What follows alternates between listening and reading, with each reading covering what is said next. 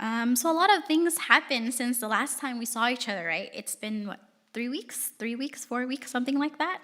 And these past couple of weeks, this last month has been a world, well, it's been crazy on the news outlet, right? I don't know if you guys follow the news or social media news. So there's this big case with all the A-listers, all of the Hollywood A-listers who got caught doing evil things. You guys all know what I'm talking about, right? The more mature people. And there's upcoming election, and with this coming election, there's just so much scandal. You don't even know what and who to believe at this point. And there's a war going on right now in the Middle East, and people are saying it could potentially turn into World War III. And just a couple weeks ago, not even a month ago, there was like a hurricane in Vietnam, and then there was a fire in LA, and then Hurricane Helen happened, and then just a couple of days ago, the big old Hurricane Milton happened, right? A lot of terrifying things is happening around us. And as we are approaching the last days, we will notice that the problems that we're experiencing right now, such as wickedness and war and natural disaster, will only increase more rapidly, frequently, and more intensely. Because this has been prophesied in Revelation. And in the last couple of weeks, if you thought the things in the world, things that are happening around us, is pretty bad, I have bad news for you. It's only going to get worse. But don't feel anxious and nervous and terrified. To be honest, last week was very terrifying for me because I lost my grandmother, well, my grandpa's sister, my only living grandmother from my mom's side left. And then I heard there was a hurricane coming, and my parents lived in Florida. And it was terrifying for me. I had such a crazy emotional roller coaster of a week. And when I was in this roller coaster, Jesus had brought attention to me that I was in a bit of a storm myself. I was worried about other people's problem, about the news outlet, about the storm and hurricane in Florida, in North Carolina, but really there's a storm within me as well. And that is why I chose this passage for today in Mark chapter 4, because I feel like we all go through the storms in our life, big or small. And sometimes we're dealing with the storms, but no one else can see it, right? So there was a hurricane a couple days ago. And before this hurricane happened, I was able to contact my family and my friends, and they lived in Florida. My biological parents live in Florida, and my godparents also live in Florida. So everyone that I love is there. And so I was very concerned, and I thought, since they're Floridan, they live there, they know what's up. There's a hurricane like every other day or something like that, okay? When I visit there, it's hot in the morning, but by 4 p.m., it's hailing, and I don't know how to drive in the rain. I live in California. So for me, it was terrifying. But for these Florida people, for them, it's very normal. It's very natural. But however, I called them on Monday, and everyone was terrified. They were very scared of this Milton storm. But during the storm, all their emotion escalate when the state issued an order that those who were in the Tampa area or in any county that the storm or Milton is going to pass by, to start writing your name on your arm or on your forehead or on your clothes. Write your name and your phone number and your date of birth on your animals. There's horses in Florida. Write it on them, on your kid. That's when everyone starts to realize, oh no. If we don't evacuate, if you didn't evacuate, now it's too late, you got to start writing your name. This literally means that they're preparing for the worst. What they're preparing you for is essentially if you're underwater, that if they get your deceased body, they'll recognize and they'll know who is who. That's what that is for. It's very sad. So the whole country, it was freaking out about this big storm. And everybody believed up till that point, that this hurricane would wipe out most of Florida and the people in it. And we were all preparing for the worst. I saw on TikTok moms writing their kid's name on their body, and I cried so bad. I was in a storm myself. I cannot imagine how scary and terrifying and what they felt. That is not something that any parents would ever want to go through. And you know what? The storm didn't even reach land yet. The storm wasn't even at shore yet. But everybody in our country in that moment was under so much water. We were drowning in hopelessness, drowning in all of this pain and agony for the people of Florida. And the tears of the Americans from all over flooded Florida in the last week in the sincerest way possible. We flooded Florida with prayers, with support, and with love. And through our prayers, God heard and he answered. Even though we were drowning in hopelessness, God was in our boat. He saw all of our love for his creations and his people. So he silenced the storm and he quieted the sea. God did a miracle for the people in Florida this past week. And he did that miracle also for each of us, for everyone in America, because we are impacted by this as well.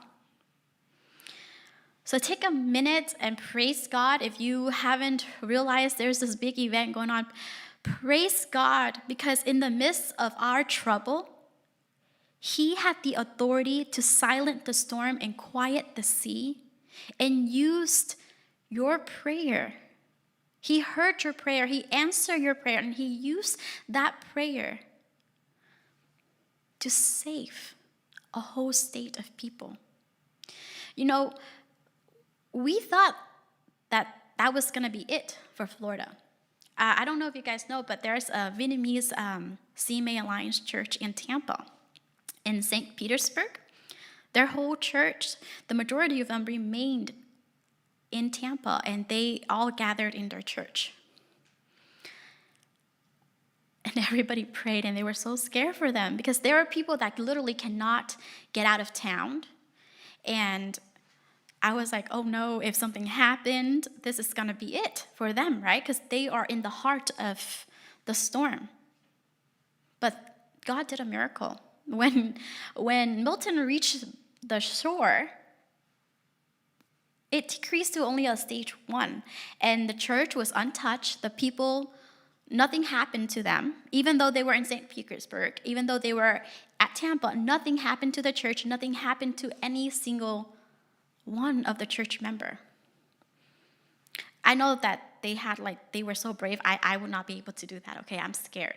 I am a chicken. I am not gonna stay if I am in Florida. That's why I don't live in Florida. But what I'm saying is that if that was not God protecting them, then I don't know. I don't know what else I can tell you. That is a miracle. And we all, as a country, witnessed that. God spared Florida that day. So that is why in today's passage, you see that the disciple and Jesus actually went through a very similar situation, right? They were also in a storm, a kind of scary, life-threatening storm. I'm going to reread you the passage just in case you weren't listening earlier. So from verse 35 to 38, it says, "That day when evening came, he said to his disciple," this is Jesus telling his disciple, "Let us go over to the other side."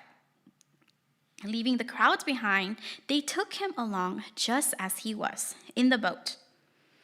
There were also other boats with him. And then a furious squall came up, and the wave broke over the boat, so it was nearly swamped.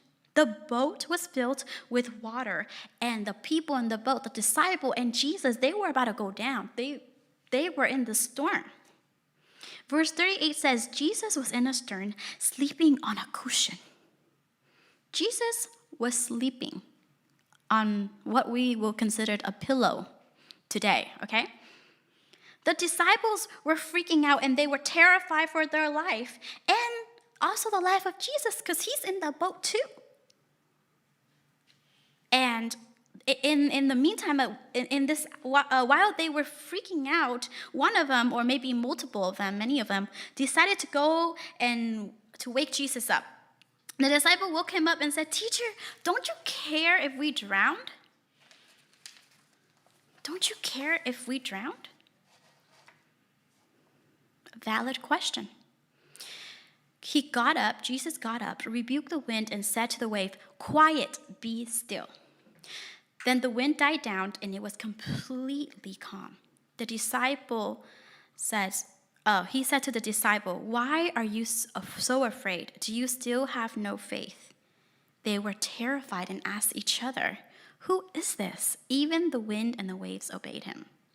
The story of Jesus calming the storm in the Sea of Galilee is not a new story to any of you. And for the majority of you who grew up in Sunday school, you see painting, and maybe even in my toddler Bible book, there is this painting of, the little boats and all of the 12 disciples and Jesus in it, and then in a storm. This is not a new story. It's a very popular children book story and Sunday school story.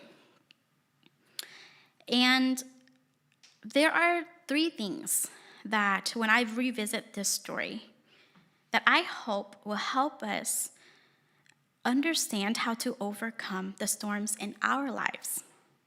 Because as I said earlier, if you thought the couple week or the couple past years of your life has been difficult, just wait a couple more months. Things will start to get worse and worse and worse in the world. I'm not saying this to scare you. I'm just saying this to prepare you that we are living in the last days. We are living in the days of the church and in preparation for Jesus' coming, second coming. So we will face a lot of triumph, a lot of trial, and we will start witnessing things unfold. And that may stir up many emotions, many storms in us. And if we're not careful, if we don't deal with it correctly, or have a way to get out of this mess or the storm that we're in, then very likely we will start doubting God. Very likely we will start losing our faith. And when you're in a storm, the one thing you do not want to lose is your steering wheel, right? You don't want to lose that anchor. So I do not want you to lose faith in the midst of your storm. There are 3 things that I've learned from this passage. It's very simple. Our title is Jesus is in my boat. I use the boat analogy. The first thing is Jesus is in my boat. I will follow. The second thing is Jesus is in my boat. I will overcome. The third thing is, Jesus is in my boat. I will have faith. So from verse 35, part A, Mark starts this passage by saying, "That day when evening come," to give us the base or the setting of everything before they got into the boat. So that day, literally, their day, for the 12 disciples and for Jesus, they had a very, very long day up until this moment. And if you read in Mark, you will notice that their day actually starts in chapter 3. So for one day, there were 2 chapters writing, or the incidents of one day filled up 2 chapters in Mark. That's how long that day was. They went in the morning. They went to the synagogue, and Jesus healed a man with shriveled hand. And then the crowd started following them. And then Jesus started doing miracles, healing this person and that person. And then he casts out demons, right? And then he also established the 12 disciples that day. he had a really, really long day. He also had a debate with his family members, and also he had a debate and rebuke the teachers of the law on that exact day. It was a very long day. I don't know about you guys, but I cannot do many things like that in one day. That stresses me out thinking about it. The only thing I can do is because I'm a stay-at-home mom, if I were to go out to do one activity a day with my toddler, that would drain me out for maybe the next 2 or 3 days. Maybe it's just me and you guys are more adventurous and you guys can have a jam-packed day and that's your thing. But when I read this, I'm like, whoa, 2 chapters with just details of what they were doing in that day. And it was very draining. It took a lot of energy. Not to mention that Jesus also preached a lot on that day. Have you guys heard about the Sermon on the Mountain? So Jesus was preaching to multiple crowds about the kingdom of heaven, and there were multiple sermons on that particular day.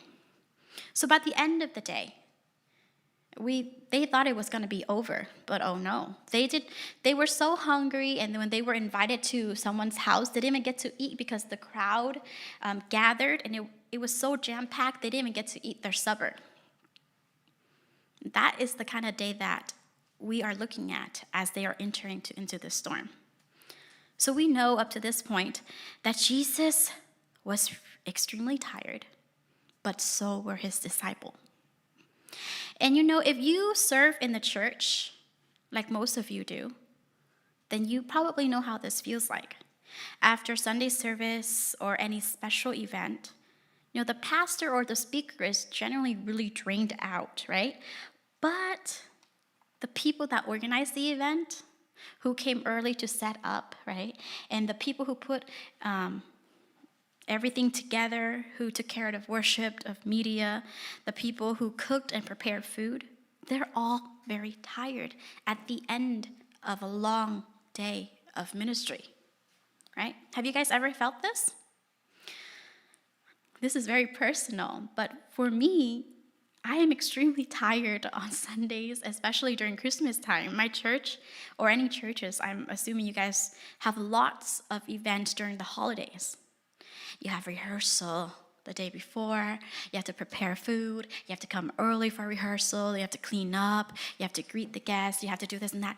So after a long day of ministering, we all get tired. And Jesus and the disciples, they were tired as well. You see, what the disciple did here, even though it kind of goes sideways in a little bit, really moved me, because while they were tired and hungry, Jesus said to them, "Let us go over to the other side." In verse 36, the disciple, leaving the crowds behind, took him along just as he was in the boat.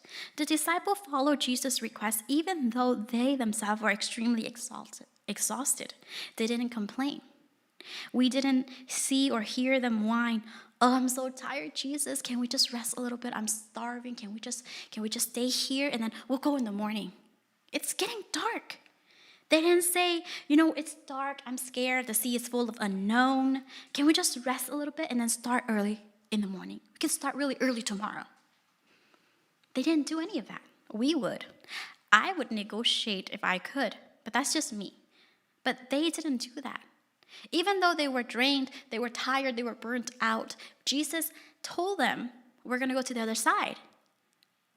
They picked Jesus, put him in the boat, Well, I didn't say they picked him and put him in the boat. I meant they all got in the boat and they went to the other side. They followed right away without hesitation. Because Jesus was in their boat, they follow. It's starting out really good, guys. And this is a really good example for us. To just follow. Jesus is in my boat. I will follow. That is the very first step. And the very first thing we need to think about. The very first decision we need to make when we are in the storm. Whenever you're facing difficulty, whenever you are in a tough situation and you You can't decide which way to go, how to feel, or how to navigate your problem. Just remember, Jesus is here. Jesus is with me. Jesus is in my boat. I will follow Jesus. I will not follow my own desire. I will not follow whatever my boyfriend says, whatever my girlfriend says. I will not follow the circumstance. And I will not follow into this rolling ball of emotion, this snowball of emotion and rage. But I will follow Jesus. We need to establish that at the beginning of every decision, especially when we are in the midst of trouble or when we're dealing with a storm. And, up until this moment, for the disciple at least, everything has been going very smoothly so far, right? They had a very successful day at ministering, at casting out demons, at spreading the gospel, sharing the kingdom of heaven, healing people. It's a great ministering day. And when you have a successful day, or when you're on a spiritual high, for example, you just got back from a camping trip and everything seems smooth. You just got back from a retreat, you're really refreshed. All of the things, all the sermon you've heard hype you up. It is very easy for you to say, yes, I will follow Jesus.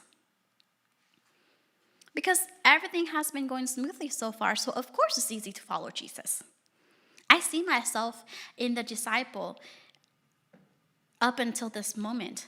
When Jesus said we're going to go to the other side, because they had such a successful day, even though they were tired, of course they will follow Jesus to the other side. This reminds me of a funny thing. I don't know if I should even share this, but my husband, he would blindly follow me if I'm driving.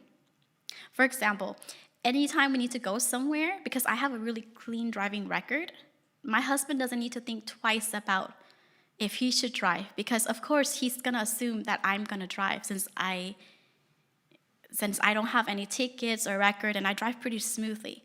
So he would just get in the car without thinking twice, buckle his seatbelt, and become this passenger princess. It's always been like that in our family up until he figured out that I didn't know how to parallel park. So, driving on the road, parking in those lanes where those little cube or square or triangle, wherever, I'm good at that. So he trusts me up until that moment, until we drove by somewhere in San Francisco, and he realized, oh no, my wife can't park. All of his trust flew out the window, and I think his blood pressure went up because his face was getting really red, and he's like, oh, we're going to bump into the other people's car. Our insurance are going to go up through the roof. This is going to be bad. Why did you not tell me you don't know how to park?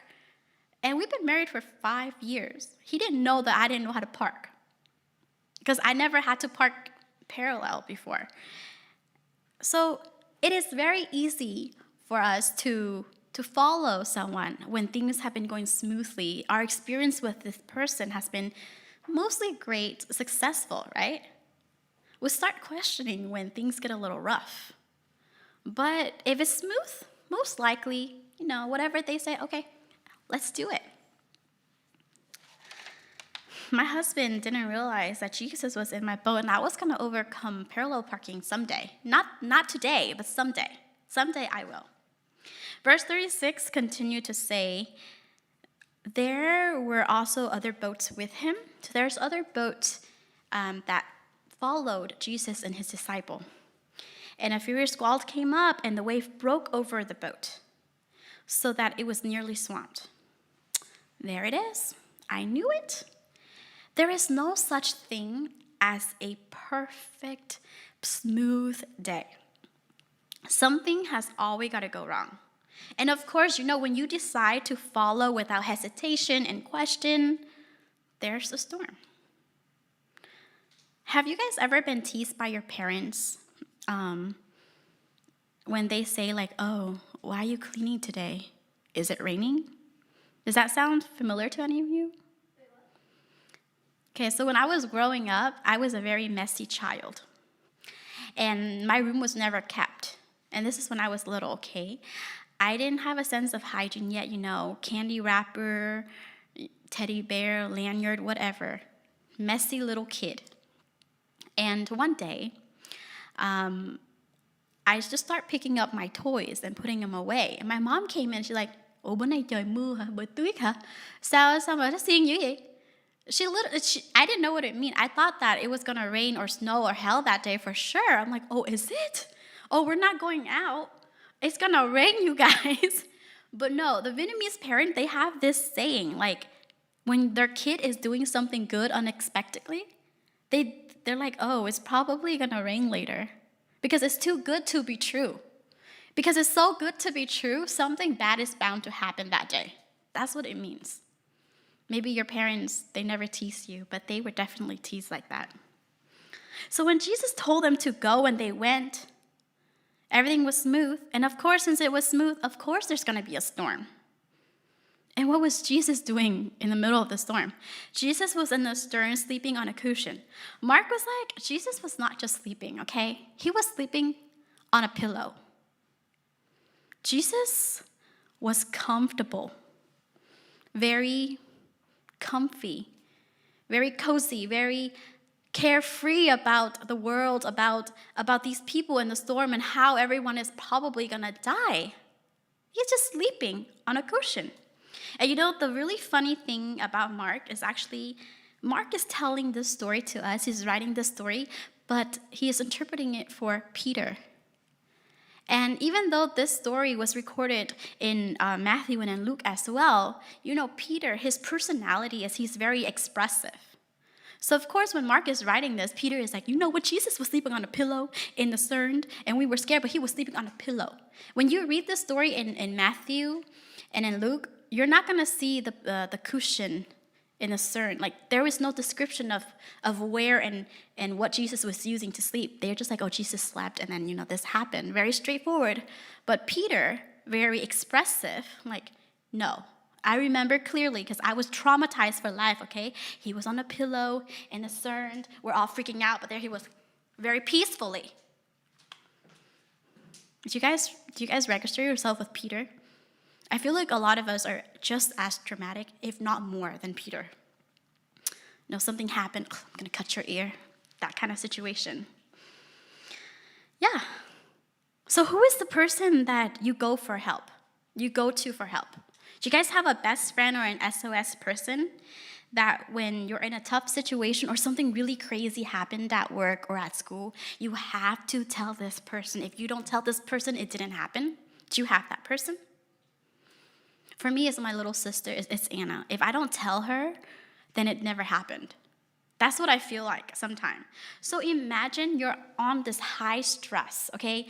A very bad thing has happened to you. You feel like you're gonna die. You're so stressed out and you have all this anxiety and you really need help. And you need to tell this person, like, "Hey, get up, help me." And they're not replying to your messages. They're sleeping.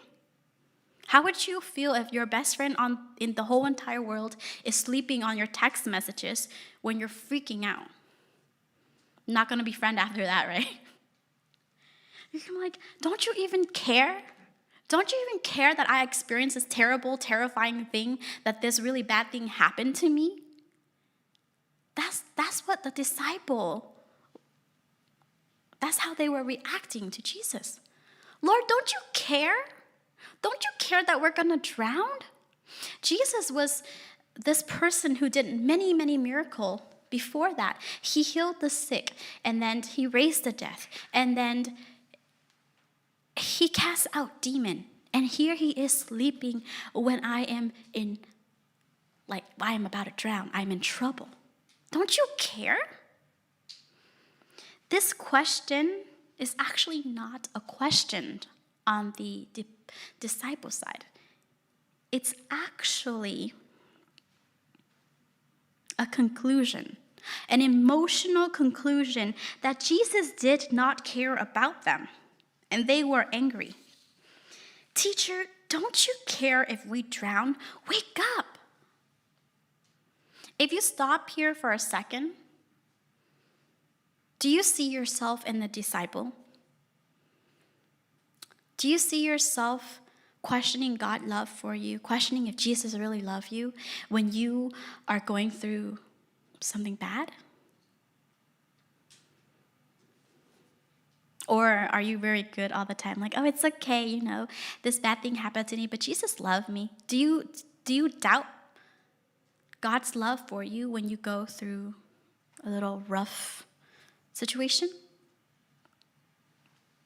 If you love me, why is this happening to me? Why are you allowing X, Y, Z to hurt me?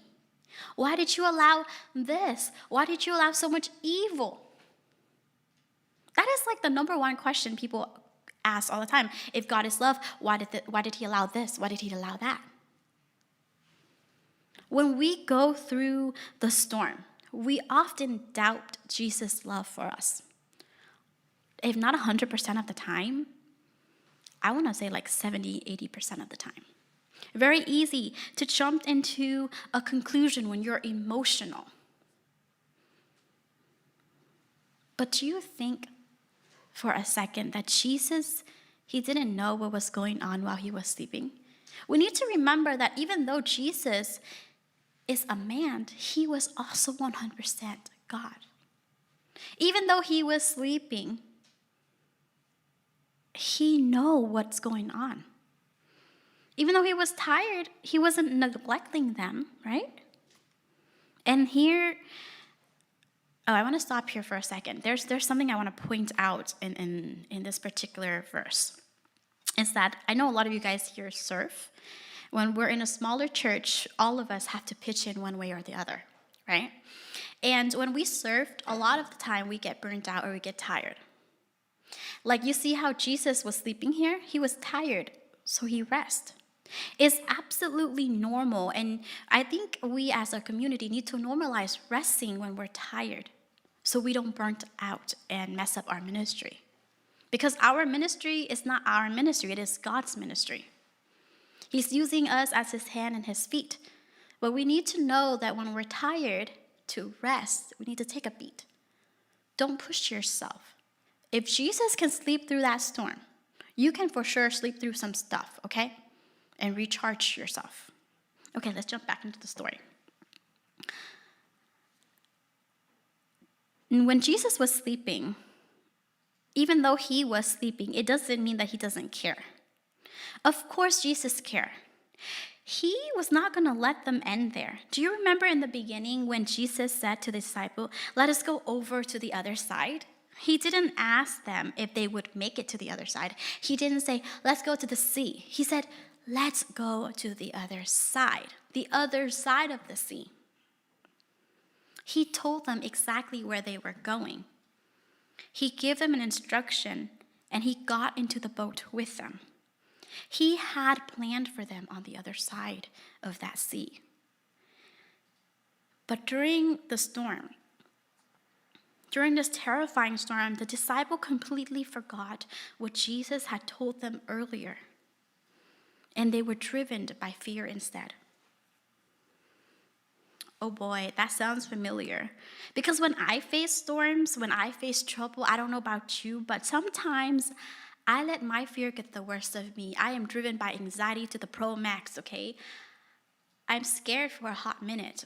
I'm not gonna lie. A couple of weeks ago, I lost my wallet. So in my wallet, I have everything. My ID, my social, my credit card, my debit card, my insurance card, right? I had everything. And when I lost this wallet, I was freaking out. At first, I thought I misplaced it somewhere in the house. I was fine until I couldn't find it anywhere.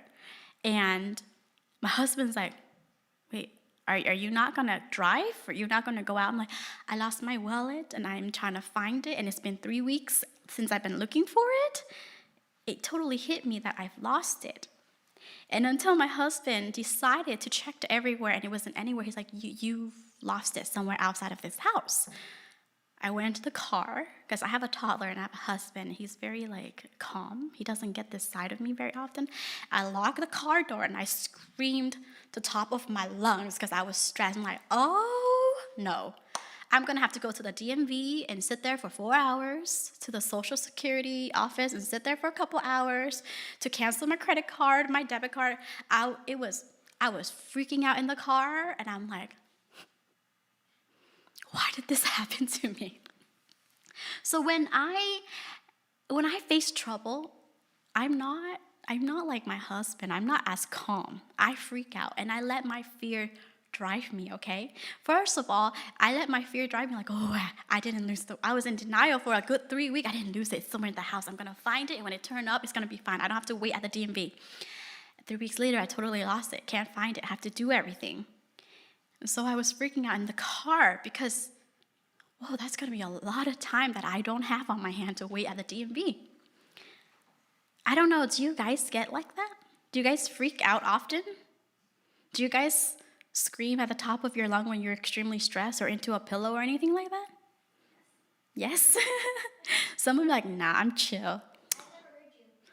It's into a pillow. My room is like really close to mine. It's close by. It's okay. See, my daughter never heard me scream either, but I was in the car screaming and crying for a bit, like a good 5 minutes. My husband peeked out the window, and his face was like, what's she doing there? He had no idea what I was doing. He thought I was looking for my wallet in the car, but I was like losing it. It was not a good time. Yeah. So I just want to let you know that when this kind of thing happens, you remember Jesus is in your boat. And the only way for you and I to really overcome any of our storm is by remembering the person that is leading us. The person that told us that we're going to make it to the other side. If Jesus called us to go with him, then he have a plan for us. He's not going to just take us into the water and abandon us in the middle of nowhere. No, he's not going to do that. He knew that there was going to be a storm. Do you guys think that maybe Jesus planned this all along? He was the one that decided, we're gonna have to go to the other side, right? And then he was sleeping, chilling, while everyone else was freaking out. He's like, oh, he's just sleeping because he knew. He's 100% God. He led them to the storm, but not to abandon them or to scare them or give them a little scared. No. He did that so they can witness Jesus' authority. He was trying to show them something. He was trying to show them a miracle to strengthen their faith. Verse 39 said, he got up, rebuked the wind and the wave. Quiet, be still. Then the wind died down and it was completely calm. Jesus just straight up shows the disciple that he is God in this scenario.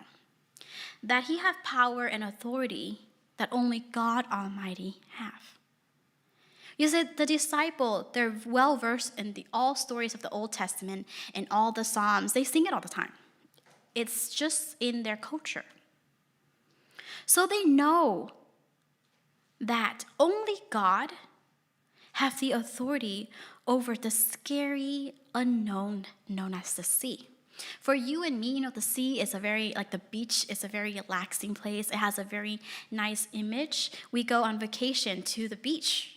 Right, to Hawaii, to Florida, to, Keys Beach, because we like the beach. It brings us relaxation. But to the Jewish people, especially during this time, the sea means the great unknown. The sea is where all the storms, and it's very unpredictable. It is very demonic to them. And even though they've seen prophets calling the death to life, healing the sick, prophesying the future, prophet did not have any authority over nature, over the sea, over the storm. And in the Bible, especially in the Old Testament, it has been revealed to these people that only God has the authority over nature, only God has the authority over the storms and over the sea. So that is why Jesus took them out into the sea. Because you see, while Jesus was tired from a very long day of ministry, and he needed rest, and he was resting, His job wasn't finished. He had to continue ministering to his disciple so that they can understand the difference between him and other great teachers. Like, he's not just there to feed them bread and fish and do miracle happen and heal the sick people and to preach. He is there to show them, you guys, it's me. I'm God. I'm the one you've been looking for. I'm the Messiah. I am the Son of God Almighty. While they thought that he was neglecting them in the storm, he was not. He was trying to show them who he was. Jesus is the only one that can silence the wind and calm the sea, because Jesus is God. And when you have Jesus in your boat, just like how the disciple had Jesus in their boat, you will be able to overcome any storm, because your God have the authority to silence any single storm. There is nothing he cannot do. That is why when you're stuck in a bad situation, which you will be in the future, or maybe you're in one right now, you need to remember who Jesus is and what his plans for you are, and don't freak out. Give yourself like 5 minutes to scream, but then don't freak out too much. Don't let it take over you, okay? Jesus have already defeated the world. So there is nothing for you to be so frightful about, especially when he is right there with you. He's here with you. You're not alone. Even though sometimes it feels like we're alone in our trouble, we are not alone. We have Jesus. You have the Holy Spirit with you. You are in school and your parents can't go with you. Jesus is there with you. You're at work and you're facing persecution. No one understands you. Jesus understands you. He's right there. He witnessed everything. Someone lied about you. Someone spread rumors about you. Someone hurt you. They don't understand where you're coming from. They misunderstood you.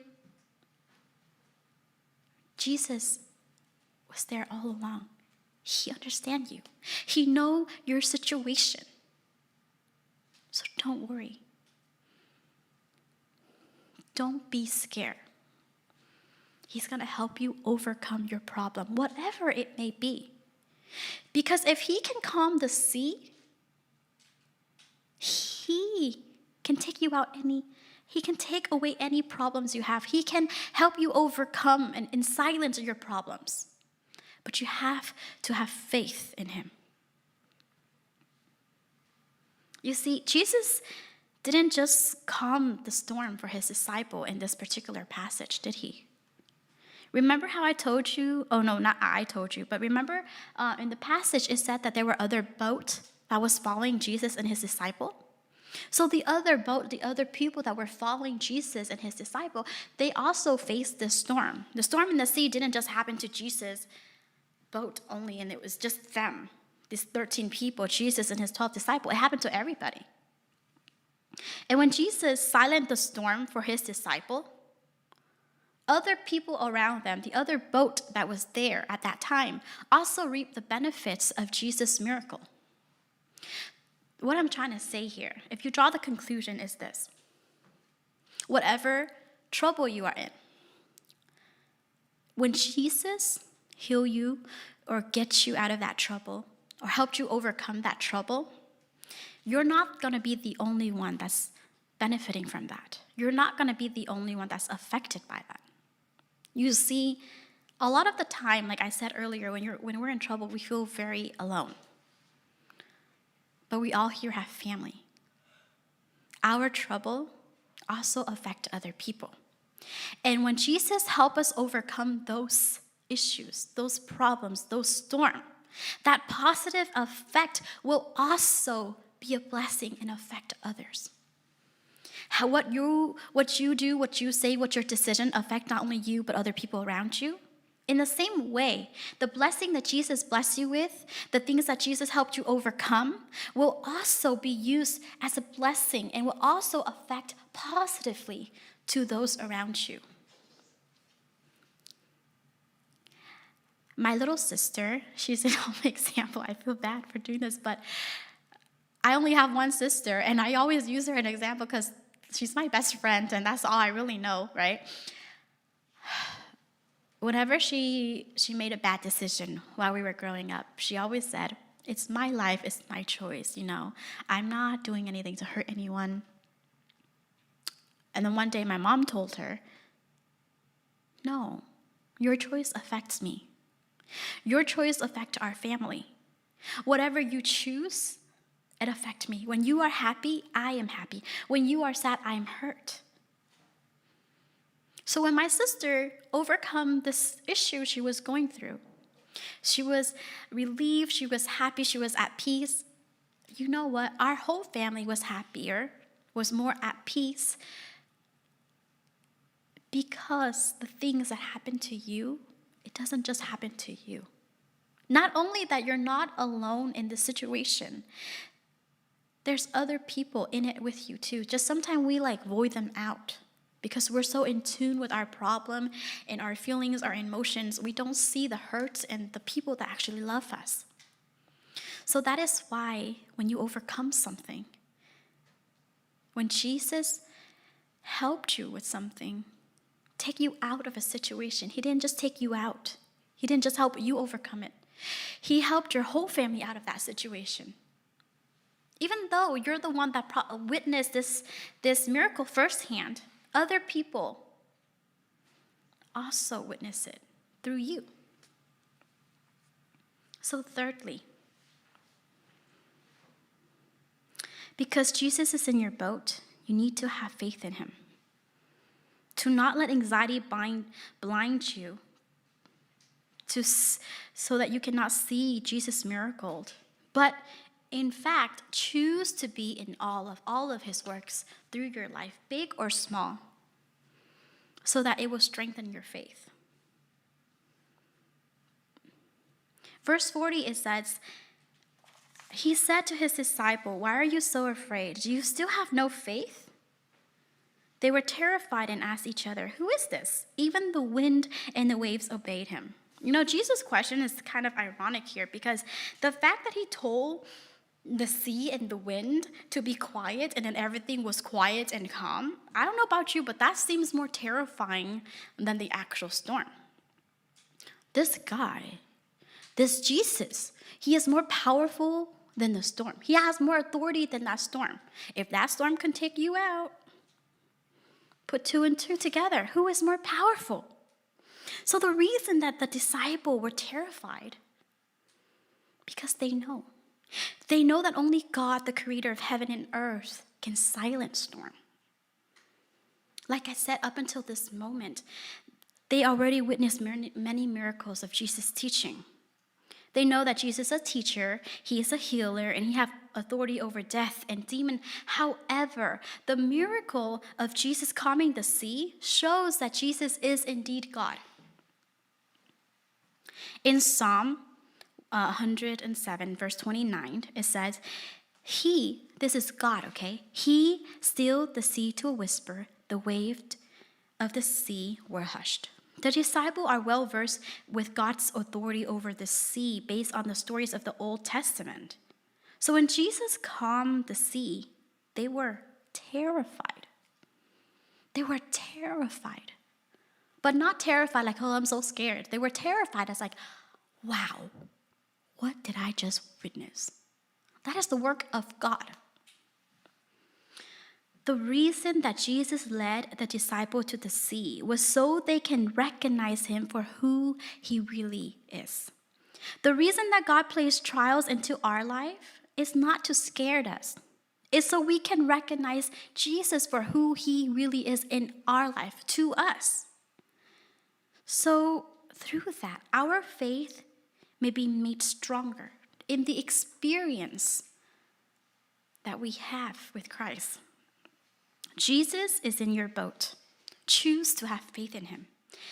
Have faith that he will help you overcome all of the storm, big or small. Have faith that he will not abandon you. Have faith in the plan that he has just for you. Choose to have faith in him. The story of the disciple facing the storm remind me of a situation that I know many, many people who are called to serve face. Oftentimes, you guys all know, anyone who have a special calling all know what Jesus is calling them to do. Maybe it is to lead worship. Maybe it is to go to seminary school. Maybe it is to open up our home and host. Maybe it is to talk to that brother or sister. Whatever it is that God is calling you to do, say yes to it. Follow through with it.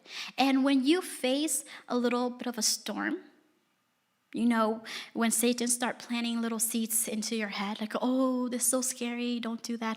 Going to Bible school costs a lot of money, don't do that. You don't open your home to stranger, that's scary, you can't trust people. You don't sound that great, stop singing. Those little seeds in your head? It causes doubt. Those are actually the storm we face on the daily when we are in service. When you are serving, you will see these storms, even though you don't identify them as storm because they seem kind of minor to you. You feel like they're just little itch feelings, but no. These kind of things are barriers. It's trying to stop you from serving. It's trying to show you who God really is. Allow God to use you and overcome all of your fear, so that his authority may be revealed through you and your work and your services. In the beginning of the passage, we see how the disciples were so quick to follow Jesus without hesitation, but as soon as they faced a big storm, they started to doubt Jesus. This is normal, and it happened to all of us, especially in ministry. But we cannot let the anxiety get the better hold of us and think that Jesus doesn't care for us. Jesus cares for us deeply. 1 Peter chapter 5, verse 7 said to cast all your anxiety on him because he cares for you. Jesus never said that he doesn't care. In fact, he cares so deeply that he had to defeat sin. He had to defeat death. He had to defeat the world just for you. He didn't have to do any of that. Jesus loves you. He cares for you. Just like how he cared for the disciple in the midst of the storm, Jesus did the unthinkable for them that day, and he is still going to do the same thing for us today.